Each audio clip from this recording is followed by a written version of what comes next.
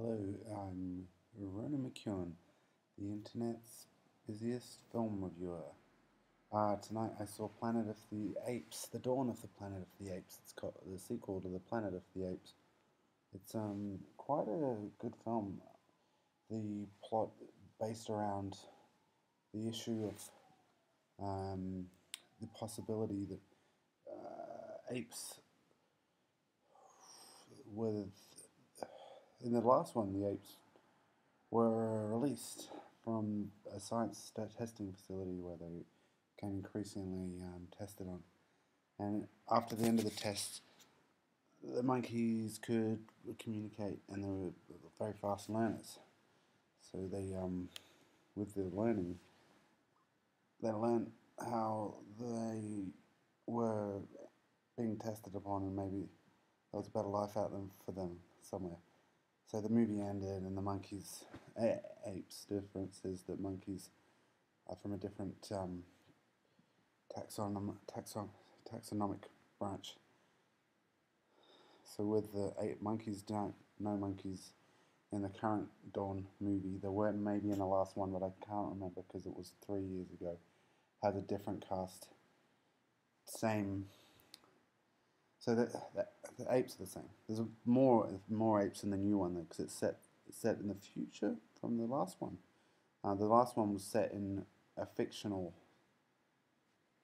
time. I'm not sure if probably the present. So this is more later. With the film's increase of time, things have happened. The people have died from like a bird flu, but it's not from birds. It's from the twist is it's from the apes. And the result of the flu is you don't just get sick and have to take time off work. You die. The lights and power have gone off around the world. Gary Oldman survived, and he's leading this little. He's got a commune going on, and they're surviving on petrol to power things and some sort of food sources and whatever. But they need to think more broadly about their future. So they go into the jungle and they try and power up a hydro plant, which works for the power. But then in the meantime, they shoot an ape, and the apes. This sets off a chain of events whereby the apes and the humans are continually negotiating their common needs and fear of each other, but also fear from within, because you have different characters who have motivations, some diplomatic and others more militaristic. But that's in both ape and human, so that's the thing, because if you think about it that way, the issue around society is, well, what's the direction you want it to take? Who do you put in charge? And is it being soft? That's another question the film is. Is it soft if you don't want to fight, or is that strong? And comes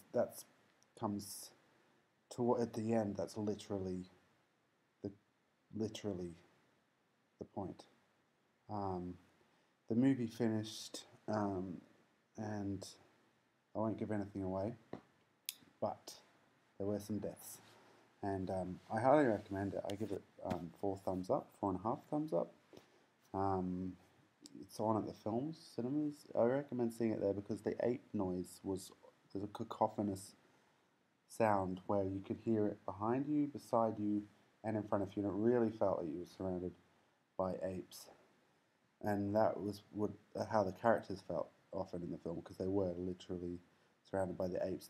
Well, not literally, because the apes are incredible CGI animation.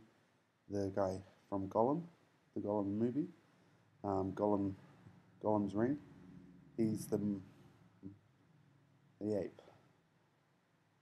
But they've done textures so it looks more ape-like. So it's not no ape suits as far as I can tell, but maybe in the distant shots. But the close-up apes are all CGI, and all the hairs. They've really done a great job. And if you don't even interested in the movie plot, there's quite a lot to get for the enjoyment that you can get out of just watching the apes get down to business. It's a good film. Two female characters in it. One's an ape and one's not an ape. Neither of them. One's sick the whole film and then gets better, gets healed by the other female. That's about it for the females. That was a bit of a spoiler. Sorry. It's not. She's not an important character. You could cut all the females out of this film, and that would be a bad move because that's 50% of the movie going public. So they could have done a bit better on that front. I'll admit. All right. We'll see you next time at the movies.